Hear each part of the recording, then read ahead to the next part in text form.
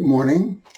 This issue of my claiming that Mathew Franklin Whittier's poetry was largely written in a particular style, and that that style matches the style seen in The Raven and in Lady Geraldine's Courtship, has come up in the comments section. The first time I ran across this objection was when I was participating briefly in social media and online groups that had to do with Edgar Allan Poe, and I would post my theory, and then I would get some answers, and one of the responses was this same protest that no, it's not the same style. Well, I have two handicaps here. One of them is laziness and one isn't, I think. I have not studied poetry in terms of technical evaluations. I have not studied the technical aspects of how poetry is categorized and how it's evaluated and analyzed and so on. I could go into that, but we're probably talking, a year's worth of self-study. I'm not willing to do it. I'm also not sure I should do it because, I'm a guinea pig and I am reacting to things from my past life with my emotions and with my intuition. And I prefer not to study too much if I don't have to, because, I want to give my feelings and my impressions and so on, and let other people do the analyzing. But you have to have objective people doing the analyzing, not people with an axe to grind. So when I say that the style is similar, I am speaking as Mathew Franklin Whittier intuitively, that I recognize my own. And I understand the mindset, and I understand the personality and what I was expressing and what I was trying to create. And I understand the gestalt of the man. I can't really put it into words, but, it's like I know my children. But it's also manifestly obvious if you're not being too technical. You get a line of poetry and a stanza of poetry, and it has a certain beat, a certain meter. I understand that. And you can take two poems and compare them, and you can line up the meter to see if it, like a piece of music, if it hits exactly on the same beats. And you can say that unless it lines up exactly on every single beat, it's not similar. Say, well, that's not fair.